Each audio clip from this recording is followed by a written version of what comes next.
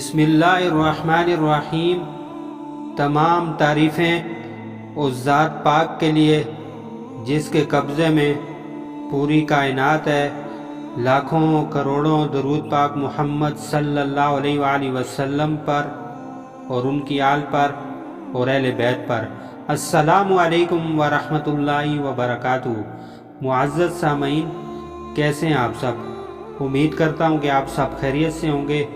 Islamic voice of Faisal پر نئے آنے والے تمام معزز سامعین کو خوش آمدید۔ معزز سامعین، رسول اکرم صلی اللہ علیہ وآلہ وسلم نے ارشاد فرمایا، قرآن سیکھو، اسے پڑھو اور پڑھاؤ۔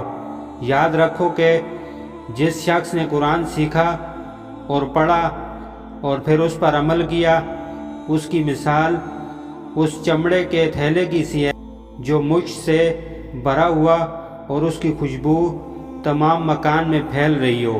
اور جس نے قرآن تو سیکھا مگر اسے سینے میں لیے سوتا رہا، یعنی قرآن کی تلاوت اور شب بیداری سے غافل رہا اور نہ قرآن پر عمل کیا، تو اس شخص کی مثال اس چمڑے کے تھیلے کی سی ہے جس میں مشک بھر کر اس کا منہ سی دیا گیا ہو۔ اللہ تعالیٰ سے دعا ہے اللہ تعالیٰ ہم سب کو صحیح معنوں میں قرآن سیکھنے کی، سمجھنے کی، اس کو پڑھنے کی اور پڑھانے کی توفیق عطا فرمائے۔